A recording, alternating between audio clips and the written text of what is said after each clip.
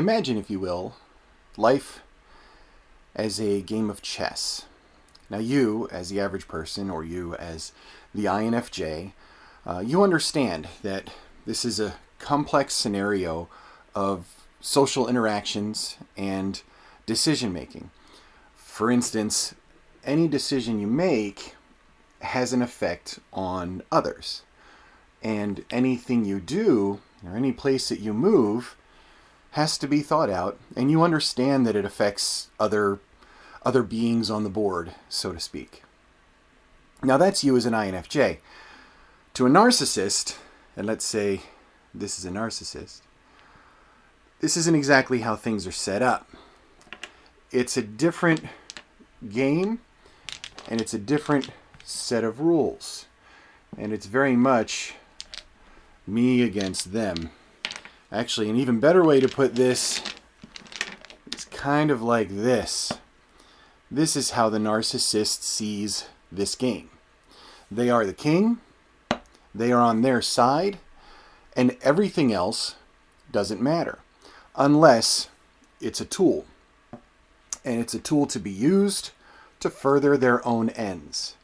And if you are willing to be that tool, then you're on that side and you are in their good graces. And if you are not willing to be one of those tools, you don't really matter.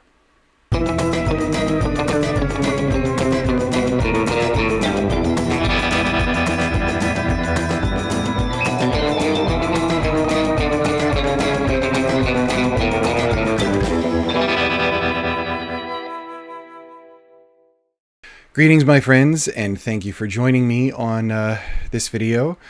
This is one that's been on my mind for a while, and it's a touchy topic because anytime you throw up the flare gun and say, hey, I'm going to talk about narcissists, narcissists are attracted to it.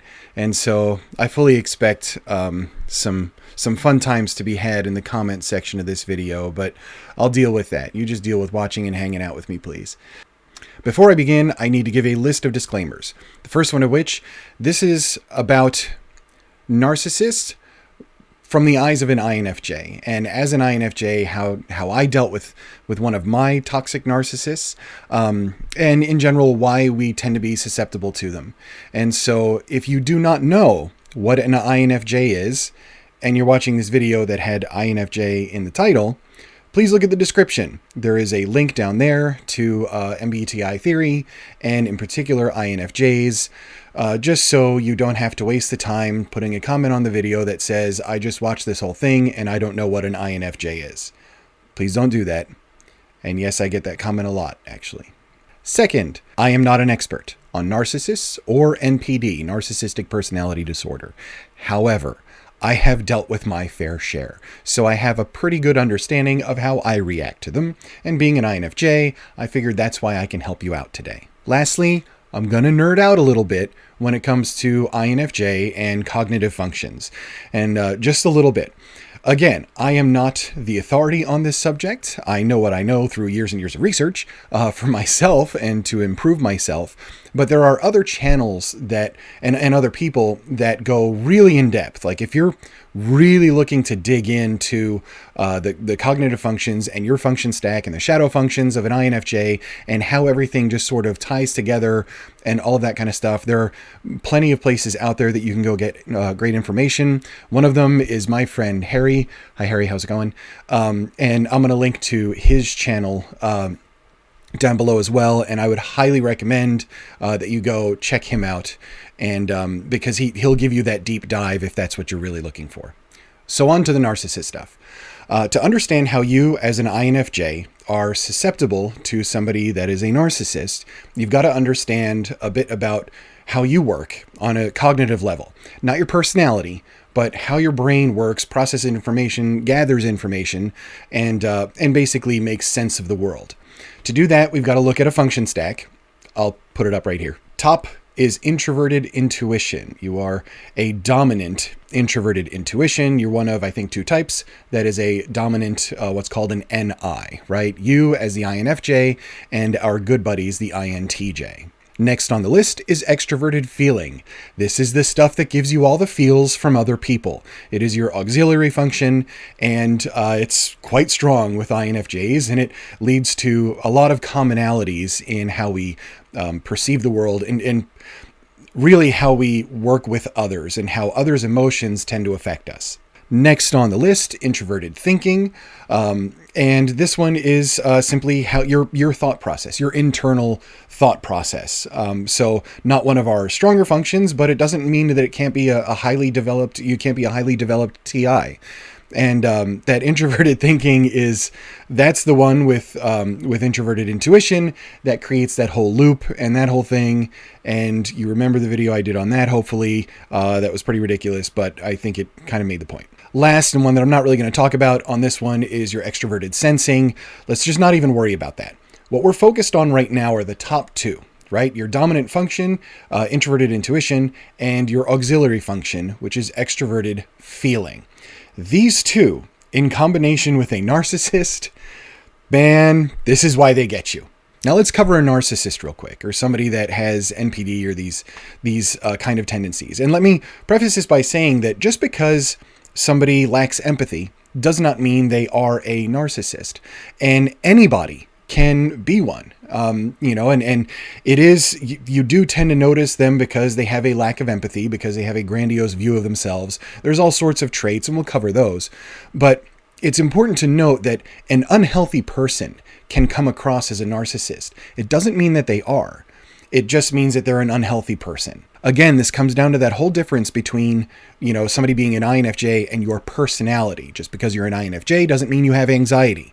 Just because you're an INFJ doesn't mean that you don't like people, period. So just please keep that in mind. I'm talking about people that are full-on narcissists. You can't walk around and say that person's selfish, they're a narcissist, that person's selfish, they're a narcissist, because you're starting to blur the line. And that's a bad thing to do, because if somebody is hurting and unhealthy, as an INFJ or as anybody, they can be helped. If somebody's a narcissist, they are incapable of having empathy. That is such an important distinction. As a narcissist, somebody's going to have a common set of traits, and they're going to be very, very well disguised. The most common one is a lack of empathy. Narcissists are unable to put themselves into somebody else's shoes, feel what that person is feeling, and then act according to that. It doesn't happen that way. This brings us to another trait, which is a grandiose view of the self. Narcissists have this view of themselves as the king of the chessboard, and nobody else is on the board. Or if they are, they're just on their team. Everything around them, their entire life and the way they have things built up, are intended to feed that view of themselves, that grandiose view, and that idea of superiority and entitlement. Because of that, a narcissist will have a tendency to destroy anything that threatens their authority. This is really important to keep in mind, because they do not want things around them that challenge the idea that they are as grand as can be. And it's fine if you want to say that a narcissist is somebody who's really insecure and who inside just deeply is hurting and hurting and hurting, but you have to remember there's a lack of empathy there. This is not somebody that can be fixed by you, my sweet, sweet INFJ friend. You cannot fix the narcissist. Because they don't want anything threatening their authority, they will come off as emotionally immature. Narcissists tend to be sarcastic. They know how to crack a joke, but it's almost always at the expense of somebody else or something else, and rarely, if ever, self-deprecating. Lastly, when challenged, a narcissist will most likely show off a pretty awesome temper. My belief is that this is because the last thing that a narcissist wants to do is look at the reflection, not of what they think they are, which is this grand thing that they have created for themselves, where they're saving the world and they're the best of everything and so on and so forth. They don't want to look at the real reflection. And that's the ugly one, and the one that doesn't have empathy, and the one that manipulates people. They don't want to see that. So if you do anything that peels back the layer and attempts to show them that, you are in their way. and they will absolutely steamroll you. Again, because I feel the need to throw this disclaimer all the time, this is all from my personal experience. So this is my dealing with a particular one, and I'm going to give you that story and some of the ways that I identified that who I was dealing with finally, was a narcissist. But also just understand that that's the perspective. And there's a lot of facets to this, and everybody is different. Everybody's personality is different, and not everybody is equipped to handle these interactions the way somebody else might be. So comparing the two, comparing a narcissist to an INFJ. A narcissist has this desire, they have this grand view of themselves, and they have this desire to manipulate those around them in order to feed into that view. Now, as an INFJ, one of your strong functions is extroverted feeling, which is taking into consideration the feelings of others. Do you see how this is beginning to be a bad combination? Because it's a bad combination. So INFJ, we're like, we're really concerned about other people's harmony.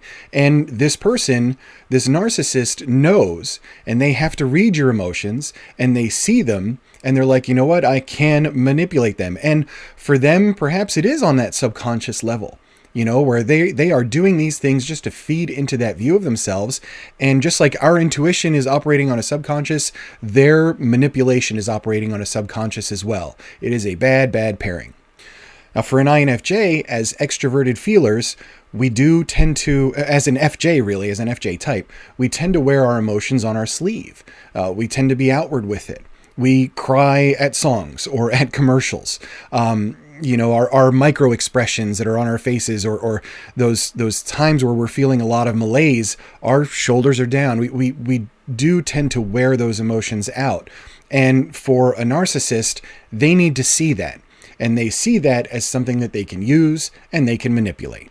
Also, remember, as an INFJ, your dominant function is introverted intuition, and it happens on a subconscious level. The problem with a narcissist is that you have somebody that is willing to manipulate and that will change what they say and what they do on a whim, and it doesn't even matter if it's consistent. They will contradict themselves constantly. You can say, you said this yesterday, and they will say, I did not, you're crazy. And you'll be like, no, I heard you say that. Those are the words. No, absolutely not. You're nuts. Why are you trying to be this way with me? That's the conversation that you're going to end up having. And they're manipulating you. And this is called gaslighting, saying that the information that you received is not actually what happened. You can go so far as to say, I have the conversation and it's recorded and it's right here on my phone. And they'll still look at you and say, well, that's not what it was, and that's not what I meant, and you took it the wrong way. Nothing is going to be on them as a fault. It is all going to be on you because they are, in the self, perfect. For an INFJ, this is kind of a disaster because your intuition and your senses, you're hoovering up all this information, but what you're getting from that narcissist is totally inconsistent. So how is your intuition going to make sense of this puzzle when none of the pieces are the same? They're like different puzzles. Like one of them is animals and the other one is a bowl of oatmeal or whatever. I really think it's these combination of traits that makes it the worst for an INFJ when we get tangled up with a narcissist. The fact that we are so concerned with others' feelings and they use that to manipulate. The fact that our intuition is our strongest function and we're trying to absorb all this information and subconsciously put it together in a pattern, but they're ever changing and ever shifting. It's moving the goalposts. It's however you want to describe it. It's a constantly shifting narrative from that person in order to feed that view, because anytime you try to pin them down, they're going to squirm out of the way. So let me tell you a little bit about my narcissist and how this kind of happened to me and what I did to get out of it and some of the, hopefully, advice that I can give you to help you so you don't really suffer with these people as well. And look, I realize I'm very opinionated on this. If you're a narcissist, there is no redeeming quality that you have that I want to associate with. So immediately it is, if it's absolutely cut out of my life, period. There's no other way to deal with that. My story is with martial arts. Now, when I first started my karate school, we were basically like a franchise. So I was able to independently operate it, but we were under an umbrella organization that had about 10 different schools.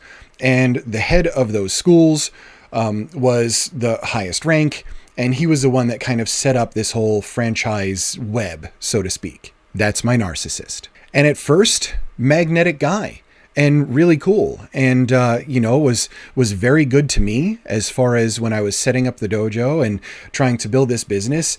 And later on, I realized that the reason he was very good to me was because I had to pay him for this. And any time that another school got set up, it was money in somebody else's pocket. And that narcissist wanted some big pockets. And he wanted power and he wanted authority. And that's what you get when you have more people within your circle. So all of this fed into it. But because I was a useful tool in this case, we were great friends. But over a short time, things started to change. And I noticed behaviors that set off little red flags for me. One of the early ones was when I did a charity event, and it was called Kilted to Kick Cancer. You're going to see pictures of me in a kilt, right? Just keep your wolf whistles till the end of the video. The idea with this thing was the entire month of September, you wear a kilt. And it's to raise awareness and raise money for prostate cancer. And it was super fun. And I walked around town in a kilt, and I wore it pretty much every day, even on the breezy days. I also learned that sitting on a hot leather car seat in a kilt in the middle of summer was very painful. All in all, it was just great fun. What I did is I had a photographer friend take some pictures of me so I could post them around, so I could raise some awareness and try to raise some money. And a few people, it was across the country, there was groups of people, we competed to see who could raise the most. And we do it for charities like Blue Cure. There were a few different ones, but KTKC, Killed to Kick Cancer. Did I say that right? I said that right. They're a 501c3 and just a great organization, and 100% of the proceeds went to a good cause. And I'm like, this is amazing because this is a cool thing. Prostate cancer is huge. It's one of the most common, and it's just a simple check. A little uncomfortable, but simple check to get done. And so I'm like, this is a great thing, and let's do this. And I think it'd be wonderful to be a part of it. So I threw on the kilt, and it was a personal thing, and I walked around and I talked to people, and I had a lot of people asking questions about it, and it was just a lot of fun. And we raised, I think, close to $2,000 for the charity, which was really great. When my narcissist got wind of this, it was a borderline meltdown. It was a playful, what are you actually doing, just on the edge of a temper. The reason being is because he did not believe this. He said, you're wearing a skirt and you're walking around town in a skirt and all of these kinds of things. Of course, to which I respond, it's only a skirt if you wear underwear, which he didn't like. I thought it was a funny comeback. I did. He didn't like the pictures, didn't like them being posted, didn't like it being associated with the dojo because he was afraid that me walking around like this was showing myself to be feminine and people would not come to the dojo because I wouldn't be perceived as tough and therefore he would lose money. It had nothing to do with charity. And sure, narcissists can be very charitable individuals and they can be out in the community. But I would bet that it is more likely that they are doing a charitable effort because of how they will be perceived as being better than other people and not because of the charity. Because when I was on the phone with them, why do you care about prostate cancer? Why do you even care? Why do you care about this kind of stuff? You're doing something that's going to hurt your business and it's going to hurt all of us. So, lack of empathy, check. Destroying things that are a threat to authority, check, right? 2 of those traits checked off. And I noticed this and it didn't sit comfortably with me. I didn't like it. There were plenty of examples I could give you like this. In one situation where I wanted to bring in a student that had a handicap. And I got a phone call about how I was wasting my time and how it was just a futile effort. Why do I even bother? Tell them you can't do that. Can't have them on the mats. They're going to destroy your classes and you're going to lose all your students and so on and so forth. And of course, all of this was just because it was a threat to a bottom line. Another event that happened. There was a fellow school owner, and he and I were good friends as we had dojos underneath this franchise umbrella. And I called him up one day, and I'm like, hey, I'm coming down. He was a few states away. I'm like, I'm coming down, and how about we get together for a couple hours? And we run through some kickboxing stuff, we do some Muay Thai, and we just get some training together, and then go have lunch or whatever. And it was like, great, I mean, we're buddies. We should be able to get together and work out. Narcissist got wind of this and gave me a phone call where I swear to you, I have never heard this number of expletives on a short call in my entire life. furious at the idea that two people would get together behind his back to train with each other. Just forgetting the idea that we're friends anyway. That didn't matter. There's no empathy here. The idea was, you're sneaking around behind my back. If you're going to train, you train with me, and that's that. Check the list on this one. Grandiose view of self. Check. Destroying anything that threatens authority. Check. Lack of empathy. Check. You're seeing this pattern, right? And for me, I'm sorry to say that I didn't really see this for what it was at the time. There was a moment where something had happened, where a decision was made on his behalf that affected the majority of my school. And it was at that moment I thought to myself, you know what? I am better off cutting ties and going into business for myself. I wanted to run my school in a way that took the interests of my class and my parents that were putting their kids on those mats and allowing me to work with them and train them. And the adults that were working really, really hard after a long day of work coming and seeking training with me, I needed to make sure that they were first. And with all of that was going on, particularly how decisions were being made that didn't take into consideration the people that were in my community that I was working with on a day-to-day basis, it was time to leave. So I had it all set up and I was ready to cut contact. And we had one more thing that we needed to do. And it was a test for two of my students. One of my students, a younger teenager, was going for a sensei rank, which is to become a teacher. The other student was going for his 3rd degree black belt. And so this was a big deal and a big test. And so we had to travel 3 hours to go visit my narcissist. And basically he would run the test for both of them. We arrive there after a long drive. They walk into the building. I'm still at the car, finishing up on a phone call, grabbing some stuff out of the trunk. I walk in and my two students are doing push-ups. Why are they doing push-ups, you ask? Well, very simply. They walked in. My narcissist was teaching a class. He had 2 other people there. And instead of interrupting him in any way with saying hello or interrupting him speaking, they decided to quietly sit down. Apparently, this was the most egregious thing ever. And he was furious. And so after his students left, he said that they each owed him, wrap your head around this, you each owe me 500 push-ups for not bowing to me when you walked into the building. 500 push-ups owed because you did not bow? And at this point, I'm just going to be open about saying it, my school was doing better than his school was. You know, we had students that were really engaged. We had 30 to 40 people going to tournaments to compete every couple of months. Everything was flourishing. New people were coming in and it was going great. And my students absolutely loved it. So go down the checklist. Lack of empathy? Check. Destroying a threat to his authority? Check. Grandiose view of the self? Check. Emotionally immature? Check. A temper when challenged? Check. After we split, it was the best decision that we'd ever made. And I looked back on all of these events and I'm thinking to myself, my God, for years, I was just dragged around by this guy. And it was that whole thing where it's that bad combination. I had that extroverted feeling going on where I wanted harmony and I wanted to appease him. And he was that manipulator. And he knew how I was, and he knew that he could do these things to get me to change my behavior or at least stay with him within that power circle that he had going to just feed into that gigantic ego. So how did I split? Easy. I sat down and I wrote a 5-page letter. It was not there were no expletives. It was not an angry letter. It was simply detailing facts. You did this and it caused this to happen.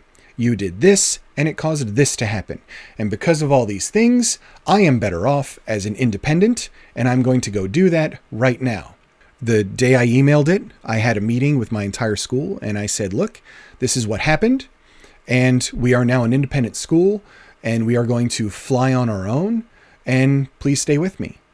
And 99.9% of them did, because they saw all of this too. Which brings us to this part. How do you deal with one? How do you deal with a narcissist? Now, I'm not talking about this in terms of a relationship. And some people, I see you saying, I'm married to a narcissist. And I'm like, my goodness, I can't imagine. And obviously, if you're married to a narcissist, you can't exactly go no contact. That's kind of difficult. So now, my friends, I'm going to give you 5 things, right? 5 things to keep in mind to hopefully armor yourself against a narcissist. The first thing is understanding how you work as an INFJ. Read as much as you can about your functions, about MBTI. Watch the videos, go check out my buddy Harry, right? All of those things in order to understand how your brain works and be honest. Look back at what you do and yourself and be honest with how you work. Don't say, well, no, I'm like this. Really look at the situations that you've been in and how have you reacted. That's the truth of how you act, not how you want to or how you perceive yourself to. Second, have an understanding that narcissists do not operate in the same way that you do. Narcissists cannot be fixed by a soft, sweet INFJ. You can't do it. No matter how hard you try, you're not going to. All you're going to do is waste your time and destroy things around you while you yourself gets destroyed and manipulated. Throwing out some truth bombs, people. That's what I'm doing. Third, try to be objective, but from someone else's point of view. We're so big on FE, we're not really big on how we feel about things internally and squaring our own emotions and feelings away. The other people around, we're really good at that, right? But internally, we have a bit more of a difficult time. So one of the things that you can do is look in the mirror and look at that person looking back and pretend that they are somebody else and say, how would this person handle the situation? How would they objectively look at it? How would that person, it's almost like you're trying to project your extroverted feeling on a different version of you that's disconnected from you. Take their emotions into consideration and say, how are they feeling through this kind of circumstance? And what would I do that would be the best decision to protect them so they are not getting hurt over and over and over again? Fourth, trust that intuition. You know what it feels like when that gut feeling that it's just there's a knot in the pit of your stomach and you're like, man, something is wrong. I know something is wrong. I feel it. And that's your intuition going crazy. And it sees the situation for what it is. Whether you listen to it or not, that might be on you. Trust that instinct. That aha moment's going to come and you're like, you know what? This person is bad for me. They're toxic and I'm being manipulated. When that moment does come, you need to make the change. Stand up for yourself, be strong, and make the change. After you do not look back. Don't, because as soon as you turn your head and they see you looking, that narcissist is going to just grab you and pull you right back into their world, start the manipulation over again. I've changed. I won't do this anymore. I promise I'll be better, etc., etc. And then it's just going to get worse. Every single time you come crawling back, it gets worse and worse and worse until you are just fully destroyed and a hollow husk of a human being. Last on my list is for you to remember that you are a gift and that people need to earn that gift. It is not something you hand out freely. You are a sensitive person. You are that extroverted feeler. You are a special person to be around and to talk to and to have in somebody's life. You are absolutely 1000% a precious human being. Don't take those gifts that you have and all of that empathy that you have and offer it up freely to somebody who's just going to throw it on the ground and step on it to make themselves feel higher than they already are. They don't deserve it, and you don't deserve it. I'm going to wrap up right there. I know this is an intense conversation, and I know I talked a lot about my own story. I'm just hoping that my perspective and the things that I recognize help you, and that if you've seen some of that same kind of behavior, you're understanding, oh my gosh, this is what's happening to me right now. I know this is tough, and I know this is difficult. A lot of you deal with narcissists. Please, pretty please, have a conversation with each other in the comments, right? Please support each other. I really feel like through this channel, we're building a pretty awesome community of like-minded INFJs and people that maybe we're not the same and we're not from the same place on this planet, but we do go through and experience the world in a very similar way in a lot of ways. And so it's important for us to support each other in that endeavor. These are people that need you, and these are people that are worthy to give your gift to. So please do that. As always, thank you. If you've watched this long and you're not a subscriber, I hope I earned your sub today. If you are one of my subscribers and you're watching this one and you feel like this is a good video, please share it. Throw it up somewhere on social media. If you have other INFJ friends, I'd love to pull more people into this circle, just because I feel like, we're all saying some things in the comments and to each other that's worthy to say. As always, thank you so much. I hope you enjoyed this one, and I will catch you on the next video.